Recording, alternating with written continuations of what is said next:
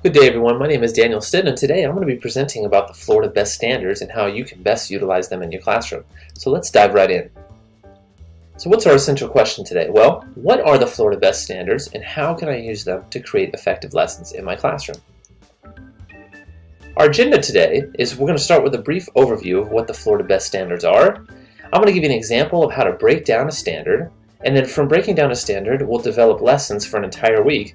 I'll provide you with a brief conclusion, and then I'll give you some resources if you want to learn more. So let's start with what are Florida Best Standards? Well, according to the Florida Department of Education, the best standards were introduced to streamline language arts education to ensure clarity for both educators and students. Unlike the previous standards, BEST focuses on specific, measurable skills that students should master in each grade level. These standards are structured around key areas such as reading comprehension, writing, effectiveness, language conventions, and communication skills. The BEST standards prioritize critical thinking and analysis, preparing students not only for academic success, but also for practical applications beyond the classroom. So breaking down a standard, why would we need to do that? Well, to make the BEST standards more manageable, teachers can break down each standard into its core components. This involves analyzing the language of the standard, identifying the skill it addresses, and determining the specific knowledge or understanding students need to demonstrate.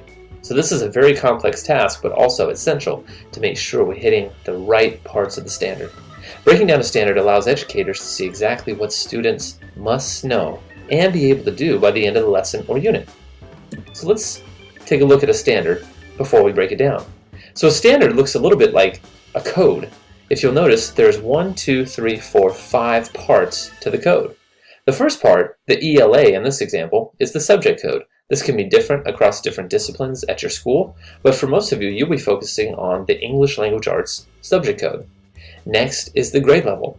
So in this example, it's grade level 1, but yours might be a middle school teacher, you might be a high school teacher, so that number might be higher. Next is the strand, and you'll notice this box to the right. There's different strands or categories of skills and competencies that our students will need to know. In this example, it's R, which stands for reading. Next is the standard within the reading subset. So this would be standard 1, and finally the benchmark is an even smaller subset of the subset. The benchmark here is number 3. So the code can be easily broken down into exactly what you need to teach your students and why.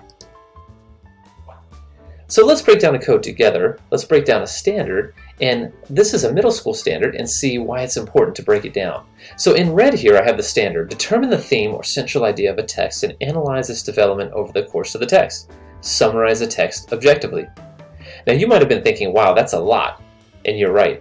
The first thing we got to understand is there's a skill involved. Determine the theme and analyze its development.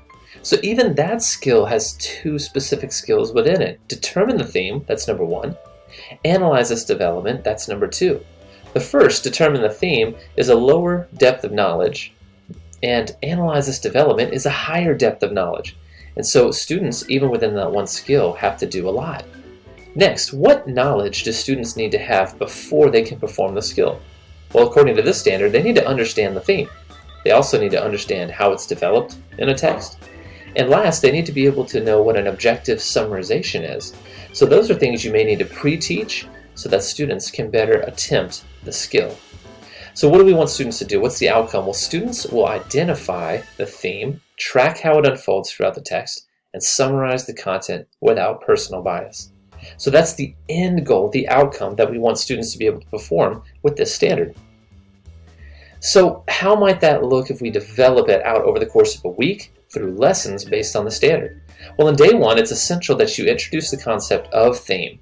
You discuss common theme examples from books, movies, and shows. This might build student background knowledge and draw from that background knowledge to better apply it to this new knowledge.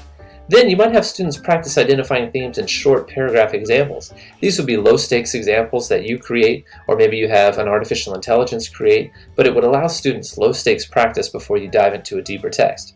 Now for day 2, with all this pre-teaching that you've done, now it's time to read the selected text, possibly provided by your district, and discuss possible themes as a class.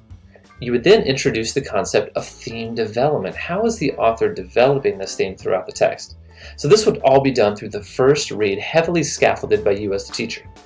So day 3, you're going to have students individually or in groups analyze the development of the themes in different sections of the text. This would provide for a second reading, a deeper level of reading for your students of that text that you started and heavily scaffolded the day before.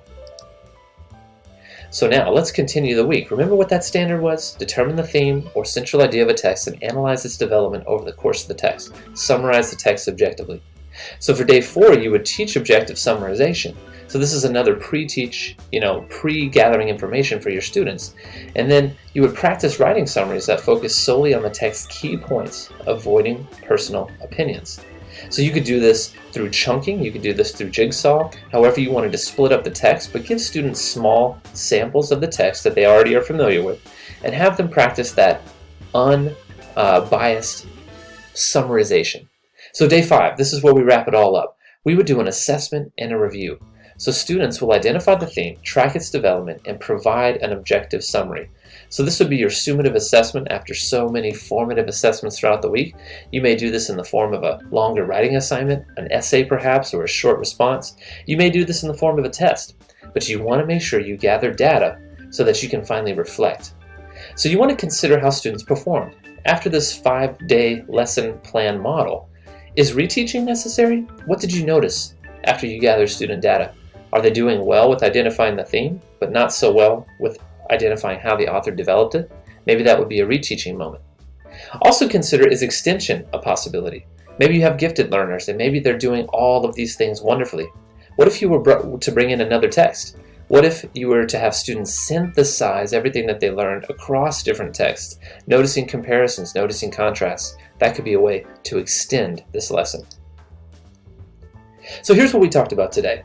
The Florida Best Standards is a guide for middle school language arts teachers and high school and elementary school teachers that focuses on specific skills that build critical thinking and analysis abilities. By breaking down the standards, this allows for the clear understanding of student expectations. It also allows teachers to structure lessons across the week that effectively lead to mastery of these essential skills. So here's some additional resources if you're interested in diving deeper into the standards. This link is a giant PDF. It's the Florida Best Standards Bible, if you will. It includes all the grade levels, and you might be wanting to dive into just your specific grade level. Well, this would be a great PDF to do that in. Also, CPALMS is an amazing resource for teachers for standard breakdown as well as lesson ideas. I want to thank you so much. Your time is so precious, so thank you for joining me as we talked about the Florida Best Standards. I hope this presentation was helpful. Please contact me if you have any questions. Thank you so much. Bye.